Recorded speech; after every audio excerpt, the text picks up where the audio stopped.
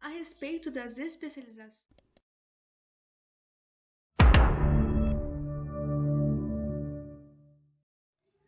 E neste primeiro episódio, o qual será tratado sobre a faixa etária, especializações e funções exercidas na área da biologia, foi possível notar que a faixa etária predominante entre os entrevistados foi a de 35 a 45 anos, com 41,7%, a segunda foi a de 20 a 35 anos, com 33,3%, a terceira de 45 a 55 anos, com 16,7%, e por fim, acima de 55 anos, com 8,3%. A respeito das especializações, a ecologia foi a mais citada entre os entrevistados. Outras áreas também foram mencionadas, como biotecnologia, genética, bioquímica, histocompatibilidade, análises clínicas, gestão ambiental, piscicultura e evolução. Um fator interessante foi que as especializações citadas nesse trabalho seguem a lógica de pesquisas de mercados já realizadas sobre a biologia, que dizem que a área mais procurada é, de fato, a ambiental. Sobre as funções exercidas na biologia, a mais citada foi a docência, que ocupou mais de 50% das respostas, mas outras também foram citadas, como diretoria técnica, diagnósticos biológicos e moleculares, desenvolvimento de vacinas, analista ambiental e marketing, fator que mostrou a diversidade de funções capazes de exercer sendo um profissional da área.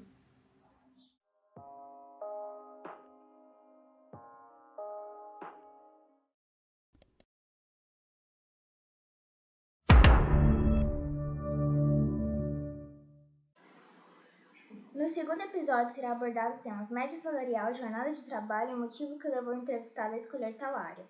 A média salarial foi baseada na quantidade de salários mínimos que o entrevistado recebe. De acordo com o gráfico, metade deles recebem acima de 10. 25% recebe de 1 a 3 salários, 16,7% de 8 a 10 e, por fim, 8,3% recebe de 3 a 5. Já na jornada de trabalho, a pesquisa levou em consideração as horas semanais. Sendo 12 entrevistados, 3 responderam 40 horas, e esta foi a resposta da maioria. Depois, a segunda resposta mais dada foi dedicação total, composta por 2 pessoas. E o restante do pessoal respondeu entre 30 horas até 100 horas, sendo essas respostas muito diversificadas. No gráfico, consta que a maioria respondeu dedicação total, porém a resposta mais dada foi 40 horas, como pode ser observado na barras 4, 5 e 6, da esquerda para a direita. Isso ocorreu porque as perguntas foram feitas na plataforma Google Forms, e a forma como foi escrita a resposta consta como dados diferentes. A respeito da motivação que levou o entrevistado a escolher a área com qual trabalha, percebe-se que as respostas da maioria que atuam nas áreas de bacharelado foram relacionadas àquilo que se interessavam durante sua graduação, como pode-se perceber na resposta: analisar o funcionamento do organismo, área que sempre me atraiu nos estudos durante a minha formação. Além disso, eles também trabalham com algo que queriam agregar na sociedade, como na resposta: sempre quis ajudar as pessoas de alguma maneira, e quando eu conheci essa profissão, fiquei encantado e vi que poderia fazer muito pelas pessoas. Já nos entrevistados de licenciatura, as respostas estavam relacionadas com a parte das relações sociais da docência e o ensino do que se aprende nas pesquisas, ou seja, a transmissão do conhecimento. Como percebe-se nas respostas, a vontade de ensinar o que venho aprendendo e sempre fui encantado pela biologia e a possibilidade de atuar com compromisso social. Além disso, foi interessante que alguns entrevistados deixaram entender que o trabalho de professor, ao qual escolheram, foi apenas uma opção de sustento, como nas respostas não tive escolha e ecologia foi por amor, professor foi a necessidade de pagar as contas.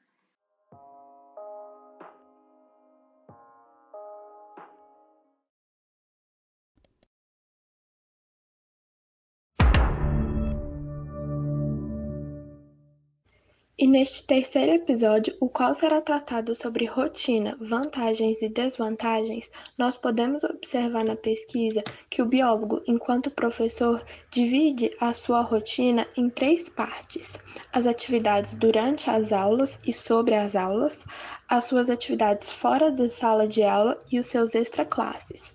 As aulas, eles conseguem fazer os seus planejamentos das aulas, correções de provas e trabalhos e atividades interativas com os alunos. Fora de sala de aula, ele é responsável pelas reuniões, projetos de pesquisa e extensões, estudos dirigidos e preparação.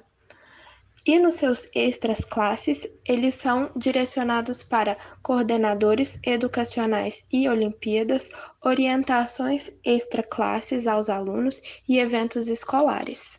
Já a rotina de um biólogo enquanto bacharel pode ser dividida em duas áreas relacionadas a empresas e a sua jornada.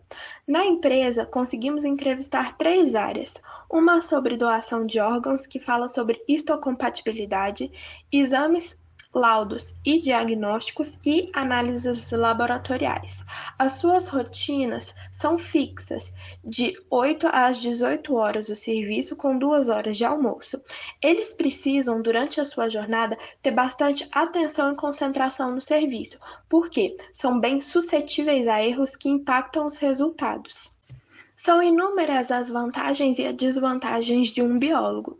Dentre elas, as vantagens, podemos colocar sobre a troca de experiência diária entre professor e aluno, a contribuição na formação de um aluno e da sociedade, um constante aprendizado do professor e do aluno, é um ambiente dinâmico de interação e é uma grande área para conseguir emprego. As suas desvantagens contam como rotinas de desgaste e pesadas, lidar com jovens e adultos pode ser bastante desafiador, aprender a lidar com o desinteresse das pessoas, muito trabalho para casa e uma falta de reconhecimento na área. Grandes pontos positivos podem ser tirados de um profissional biólogo. Ele tem que saber a sua importância para a sociedade. Ele conta com aspectos biológicos na sua profissão e conhecer lugares incríveis e estar mais próximo da natureza é gratificante. E por fim, existem grandes pontos negativos na profissão de um biólogo. Por exemplo, existem conflitos nas áreas comuns à nossa entre outras profissões. Existe uma grande concorrência no âmbito profissional entre os profissionais já formados na área, e é uma área que muda bastante, está em constante crescimento, e isso acarreta interferência em pesquisas e desenvolvimento tecnológico.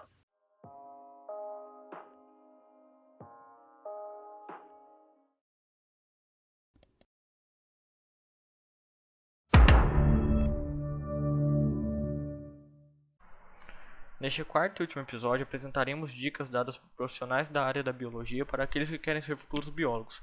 Separamos as dicas em esferas. Na primeira esfera vemos: se quer ser um consultor ou analista ambiental, fuja de laboratórios e museus e faça estágios em empresas de consultoria ambiental ou órgão ambiental. Isso vai agregar muito mais no currículo e experiência na hora de conseguir um emprego. Na segunda esfera vemos: conheça pessoas, faça network, seja conhecido e lembrado em cada evento que você participar. Às vezes a pessoa que vai te dar ou indicar um emprego está nesse meio.